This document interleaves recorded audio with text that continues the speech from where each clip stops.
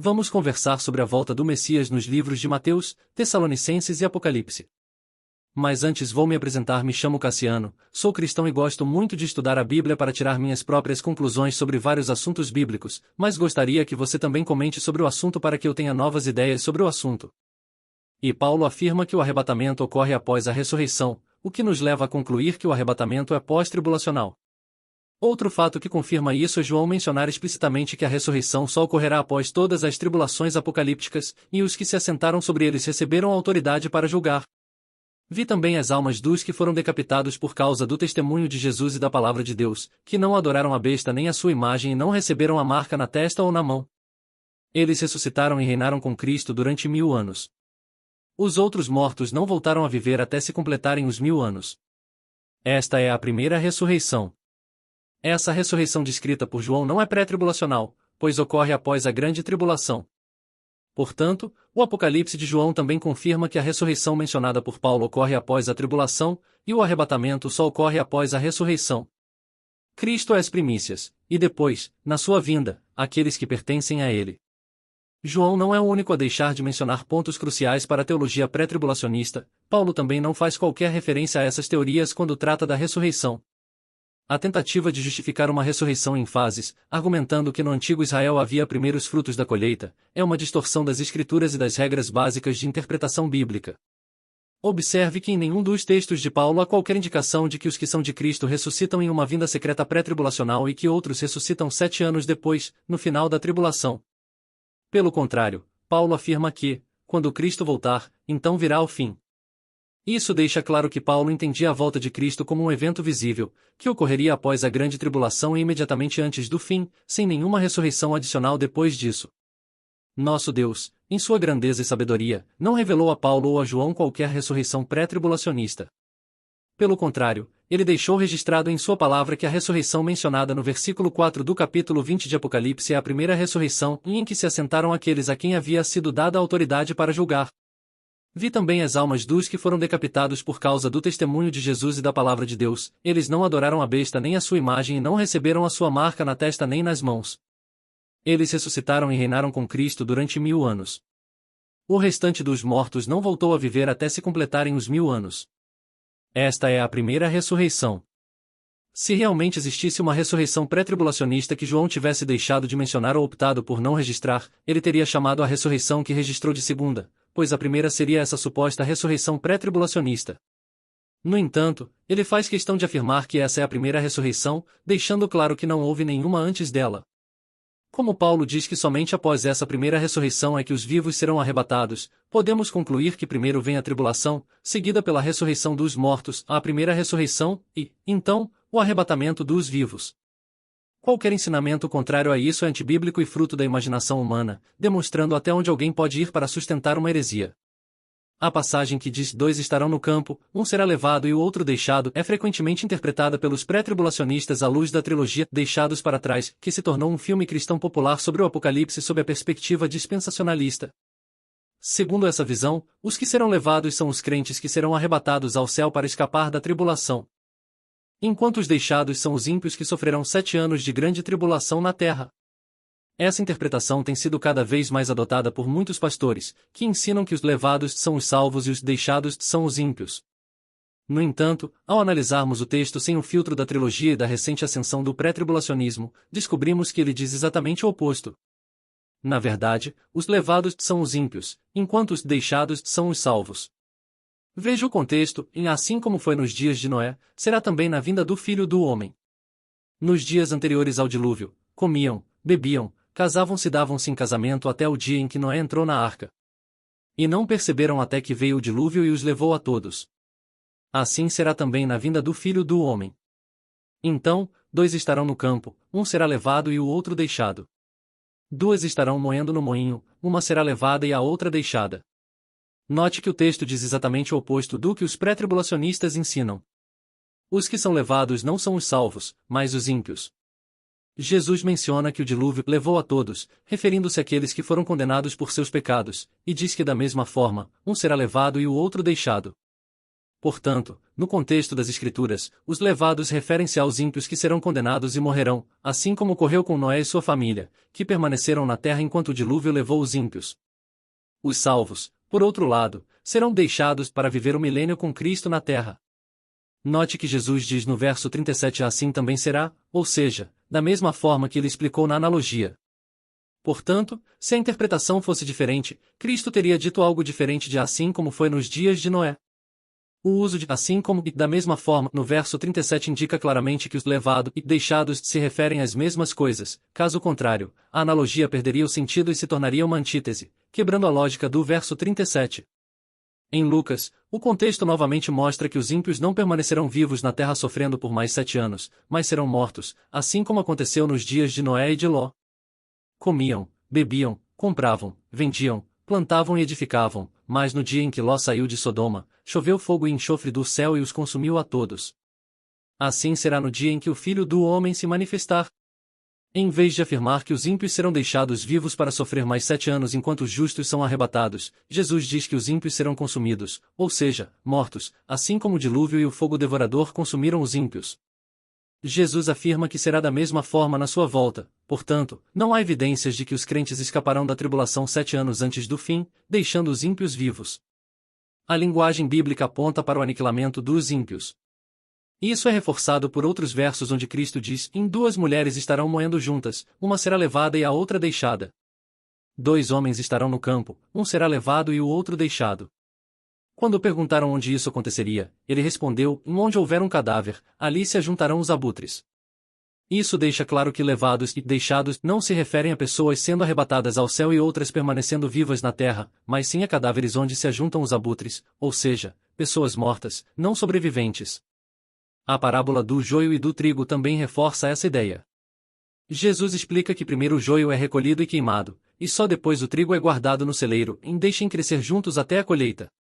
Na época da colheita, direi aos ceifeiros: juntem primeiro o joio e amarrem em feixes para ser queimado, depois juntem o trigo e armazenem no meu celeiro. O joio, representando os ímpios, é recolhido primeiro para ser queimado, e só depois o trigo, representando os justos, é guardado no celeiro. Os pré-tribulacionistas frequentemente citam o versículo onde Cristo diz à igreja de Filadélfia que ela será guardada da hora da provação, usando isso como evidência de que a igreja será arrebatada antes da tribulação. Argumentam que, se a igreja será protegida da tribulação, então ela será arrebatada antes dela. Um texto semelhante é encontrado em Daniel: naquele tempo, se levantará Miguel, o grande príncipe que protege os filhos do teu povo, haverá um tempo de angústia como nunca houve desde que a nação até aquele tempo, teu povo será salvo, todos os que estão inscritos no livro. Os pré-tribulacionistas também citam um texto de Paulo aos Tessalonicenses: vocês mesmos relatam como nos receberam e como se voltaram para Deus, deixando os ídolos para servir ao Deus vivo e verdadeiro, e esperar do céu seu Filho, a quem ressuscitou dos mortos, Jesus, que nos livra da ira que há de vir. No entanto, este texto que fala da ira de Deus não se refere à grande tribulação apocalíptica, mas ao dia do juízo final. Paulo esclarece isso aos romanos: por causa da sua teimosia e do seu coração obstinado, você está acumulando ira contra si mesmo para o dia da ira de Deus, quando se revelará o seu justo julgamento. Deus retribuirá a cada um conforme o seu procedimento. Portanto, a ira que há de vir refere-se ao dia do juízo final, não aos 7 anos de tribulação do Apocalipse, e Paulo está dizendo que seremos salvos da ira do julgamento que condenará os ímpios por meio de Jesus. Isso não está relacionado à grande tribulação, onde os servos de Deus serão perseguidos, assim como foi ao longo da história do cristianismo. A história do cristianismo começou com o sangue dos mártires e terminará da mesma forma.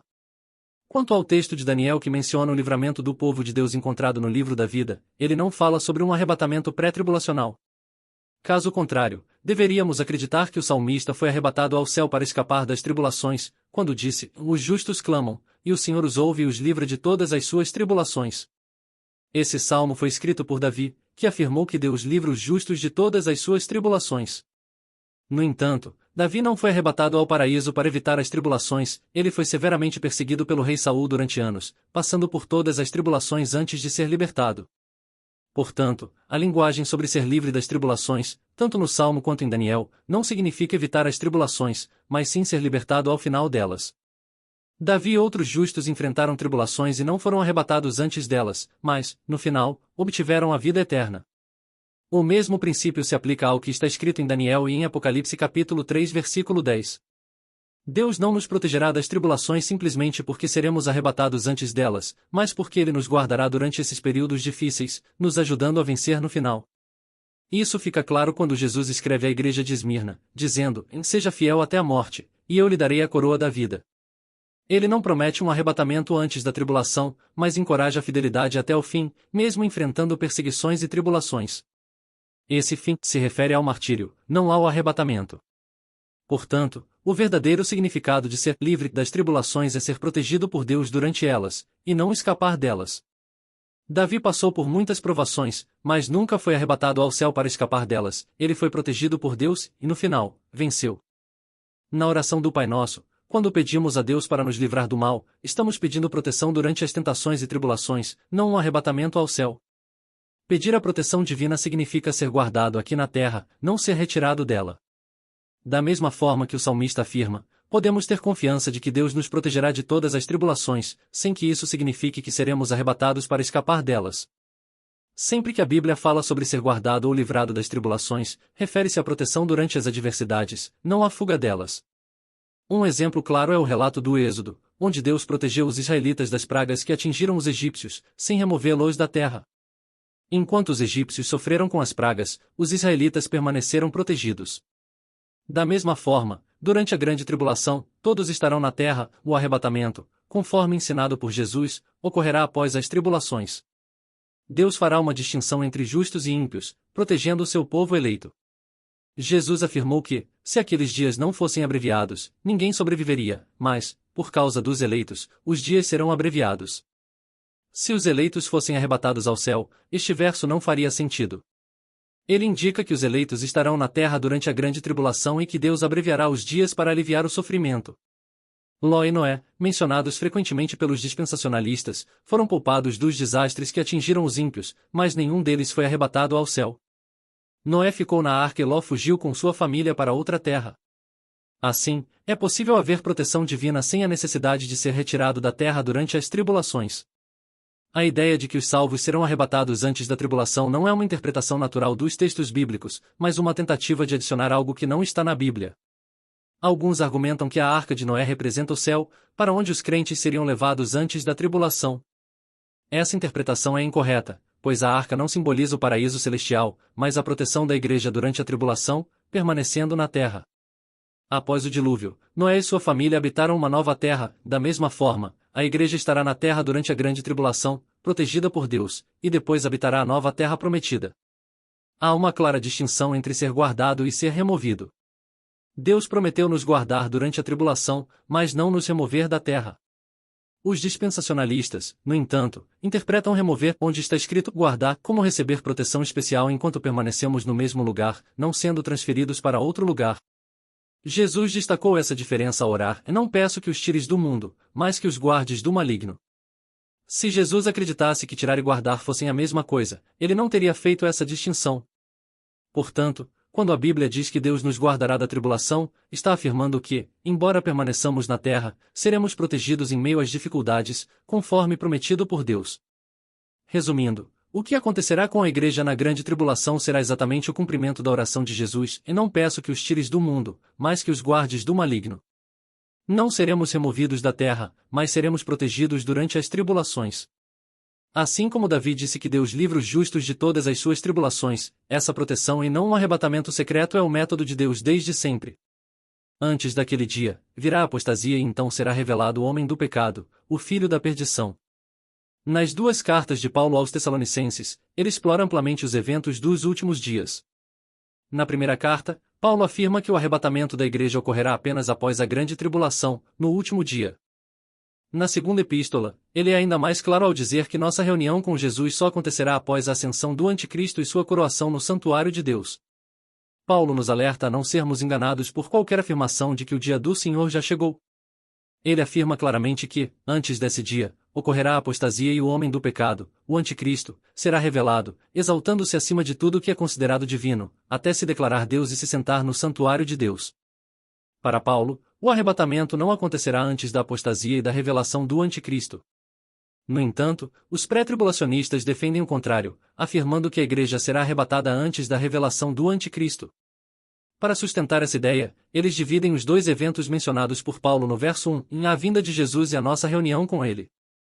Segundo a interpretação pré-tribulacionista, a vinda de Jesus mencionada por Paulo ocorre no final da grande tribulação, e nossa reunião com Cristo, ou seja, o arrebatamento, acontece 7 anos antes.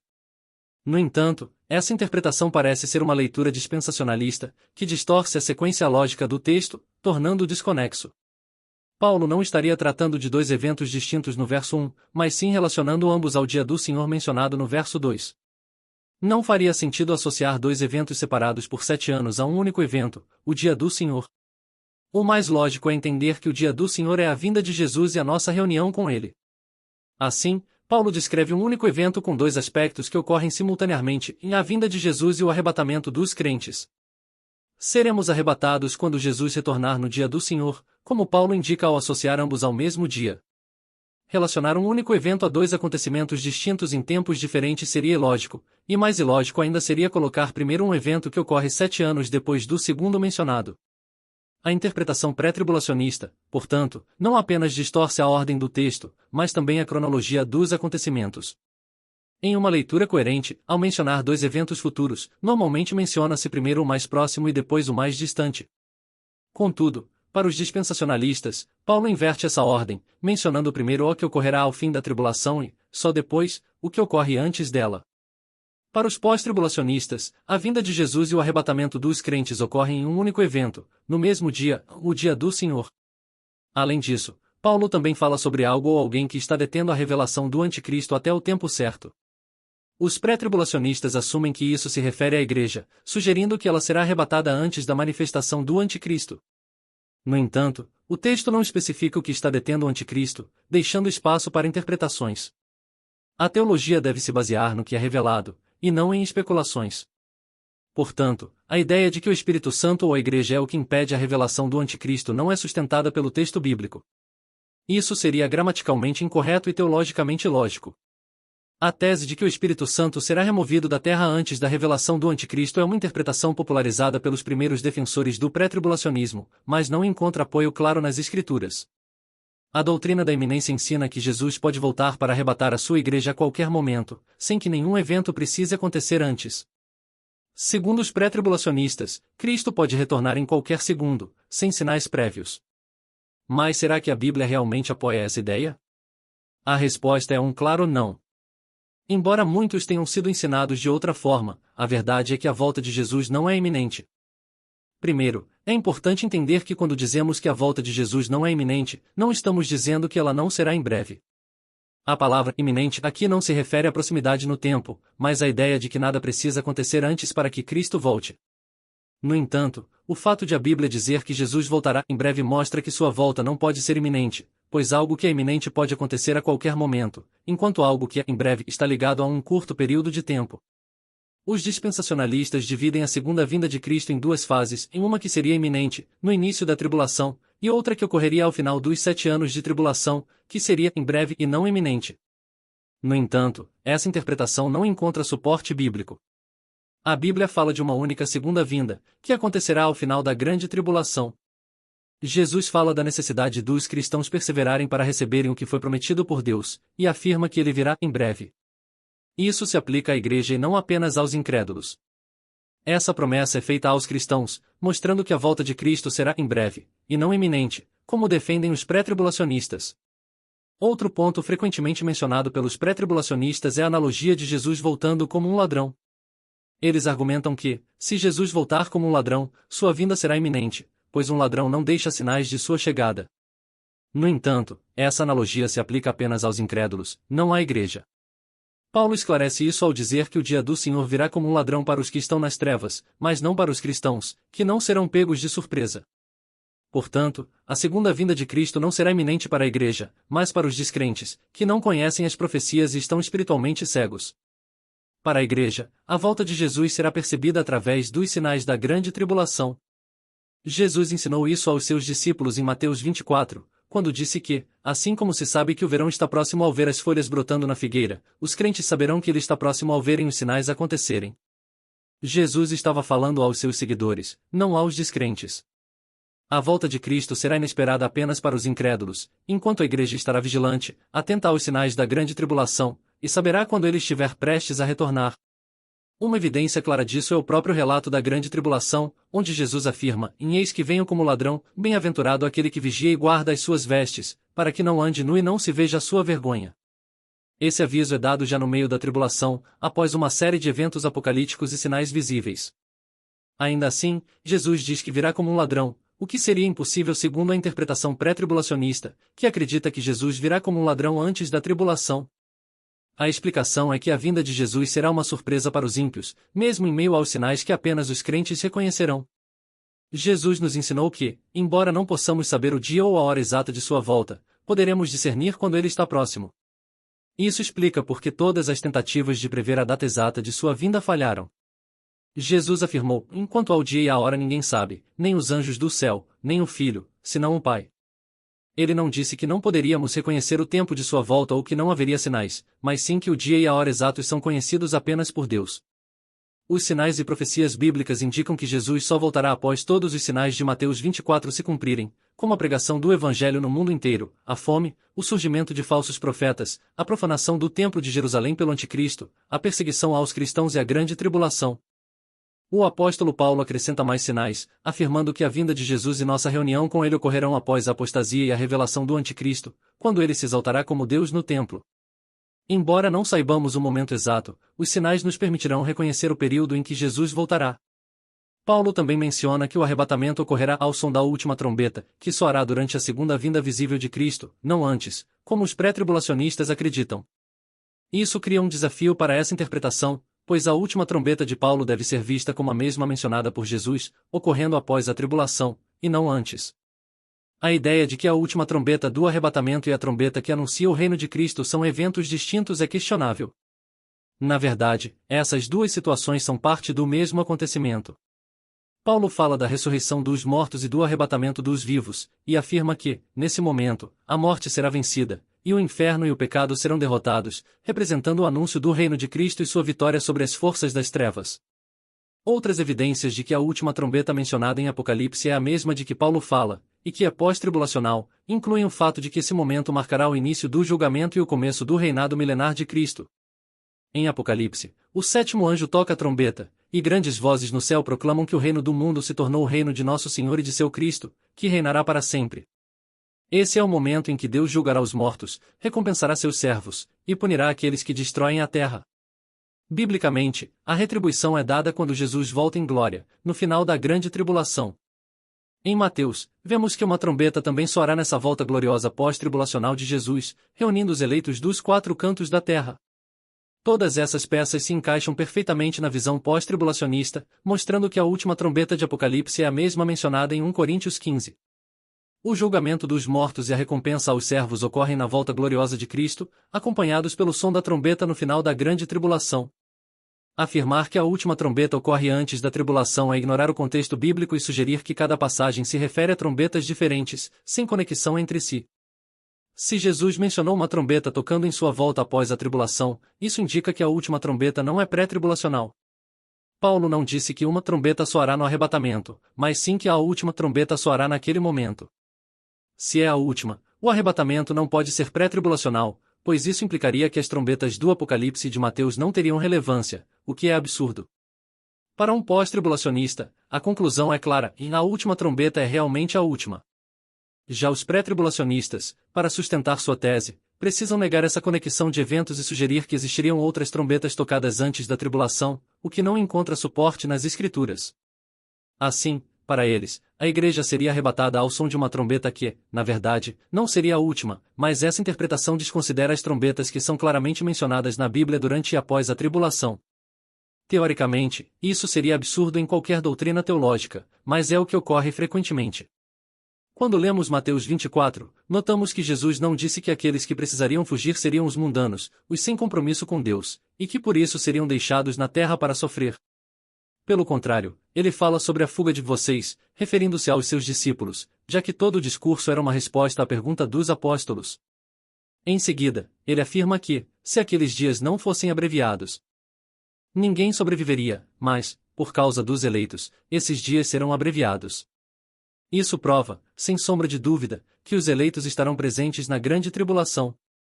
Se eles já estivessem seguros no céu, esse versículo não faria sentido. Mas se os discípulos de Cristo passarão pela grande tribulação, quando ocorrerá a volta de Jesus e o arrebatamento? Jesus responde a essa questão nos mesmos versos, e ele diz que seu retorno acontecerá imediatamente após a tribulação daqueles dias, e não antes, como acreditam os pré-tribulacionistas. Somente depois que todas as nações virem o Filho do Homem vindo nas nuvens do céu, com poder e grande glória, é que ele enviará seus anjos com grande som de trombeta para reunir seus eleitos dos quatro cantos da terra. Portanto, o arrebatamento dos santos acontecerá após a tribulação, e não antes.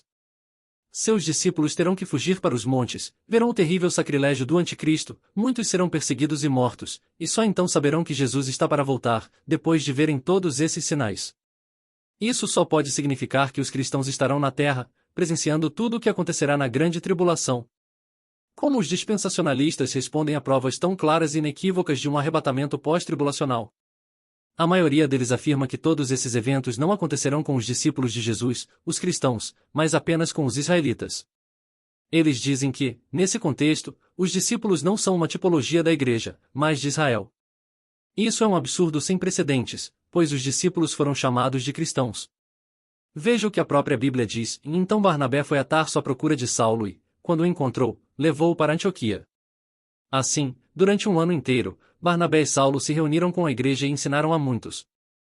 Em Antioquia, os discípulos foram, pela primeira vez, chamados cristãos. A própria Bíblia deixa claro que os discípulos eram reconhecidos como cristãos, como a igreja de Cristo. Eles não faziam mais parte do antigo Israel, que se afastou do pacto, mas sim da nova aliança, composta por aqueles que creem em Cristo. Em última análise, os discípulos representavam tanto os cristãos quanto os israelitas, pois eram ambos. E esses israelitas se referem aos que creem em Cristo, não a qualquer israelita, visto que eram os discípulos de Jesus, que criam nele. Sendo assim, a passagem se refere a pessoas justas que creem em Cristo, que são seus discípulos, e que ganharam o nome de cristãos. Seria uma situação completamente diferente, por exemplo, se Jesus estivesse se dirigindo aos fariseus, que não acreditavam nele, eram incrédulos, e que, segundo a teologia dispensacionalista, seriam deixados para trás. No entanto, Jesus não estava falando com os fariseus ou outros incrédulos, que não são mencionados em nenhum momento no contexto. Desde o início, fica claro que Cristo estava falando com seus discípulos, afirmando que eles viriam e passariam por todas essas coisas. Os pré-tribulacionistas, em seu desespero para responder às claras evidências de que os cristãos estarão presentes na grande tribulação, esquecem que, com a morte e ressurreição de Jesus, não há mais separação entre os israelitas convertidos e os gentios convertidos, pois todos são um só, chamados cristãos.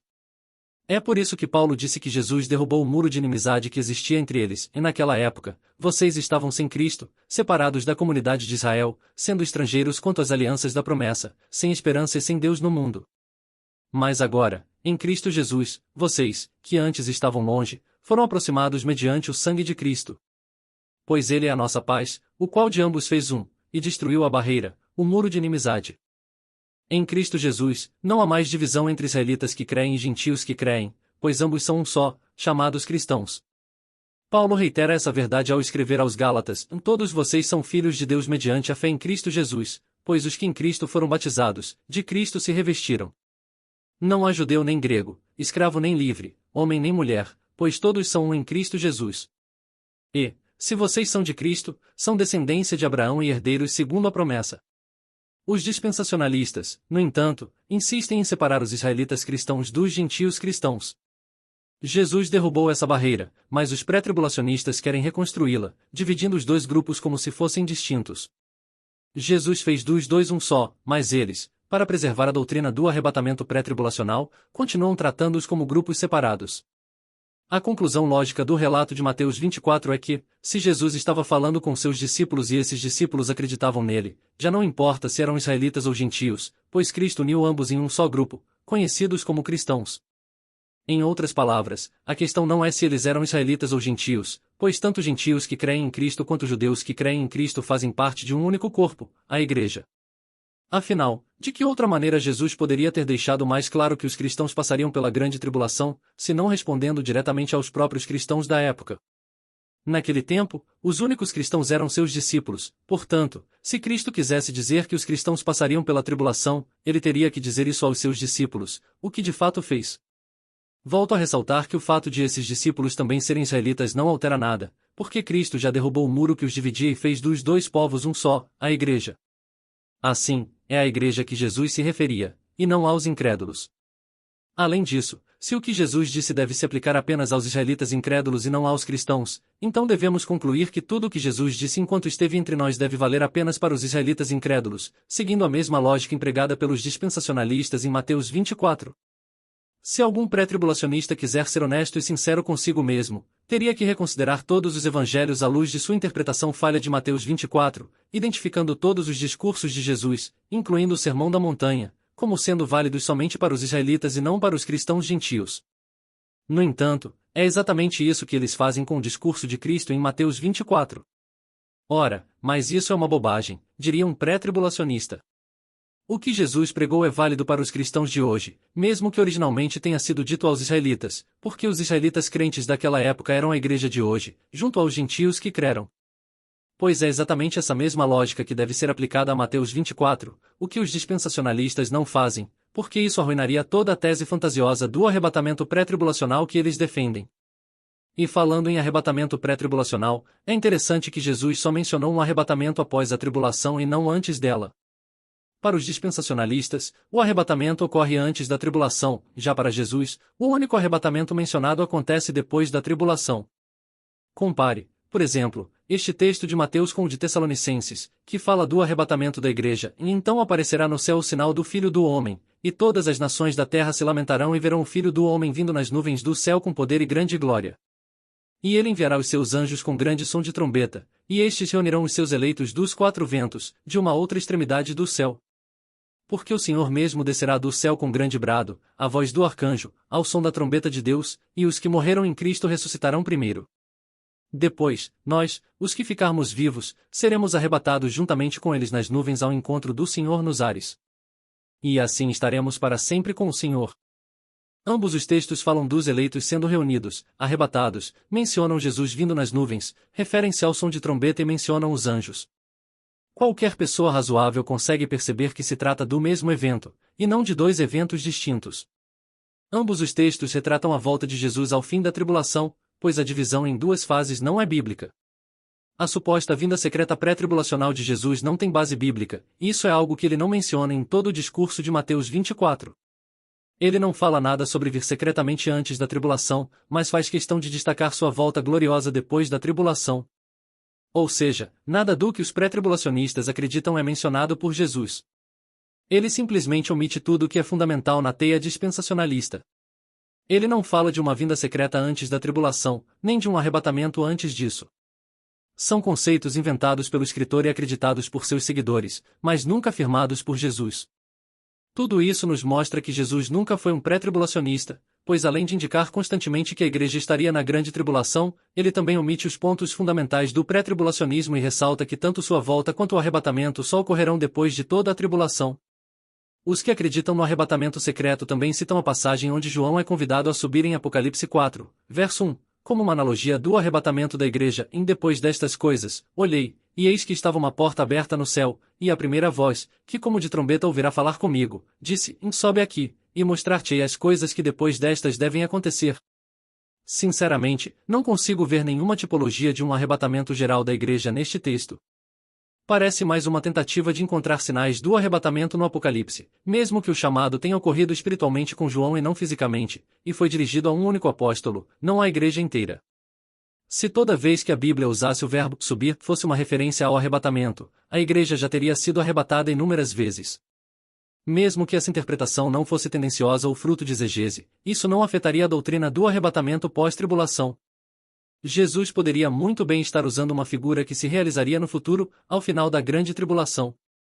Portanto, Apocalipse 4 não precisa ser visto como uma tipologia do arrebatamento, e mesmo se fosse, não implicaria necessariamente em um arrebatamento pré-tribulacional. Além disso, é comum os dispensacionalistas citarem personagens bíblicos como Noé, Ló e outros que foram protegidos em meio às adversidades, sugerindo que eles são tipologias da igreja sendo arrebatada antes da tribulação.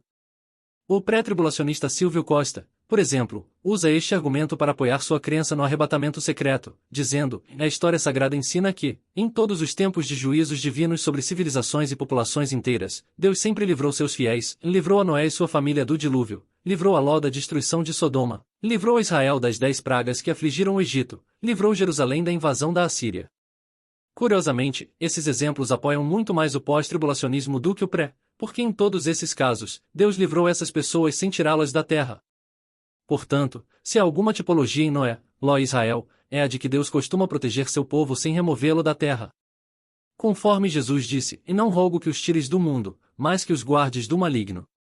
Por fim, um último apelo aos pregadores dispensacionalistas, se querem provar o pré-tribulacionismo na Bíblia, mostrem o arrebatamento secreto em passagens que tratam abertamente dos eventos escatológicos dos últimos dias, como Mateus, Tessalonicenses, Apocalipse e textos semelhantes.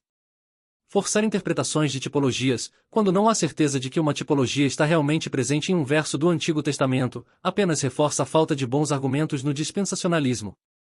Para concluir, analisamos diversos aspectos sobre a questão do arrebatamento e a interpretação das trombetas no contexto bíblico.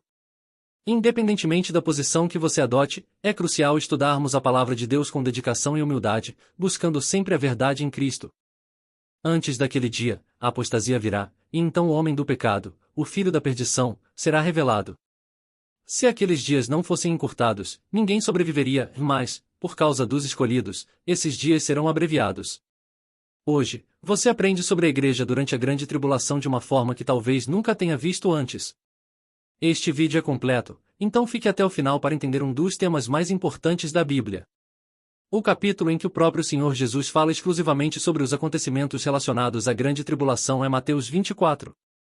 Em vez de dizer que os crentes seriam arrebatados para evitar o que ocorreria durante a grande tribulação, Jesus afirma que eles seriam entregues para serem perseguidos e condenados à morte. Ele disse: e então, eles os entregarão para serem perseguidos e condenados à morte, e vocês serão odiados por todas as nações por minha causa. Além disso, Jesus não isenta nem mesmo seus discípulos dos eventos que marcarão a tribulação apocalíptica.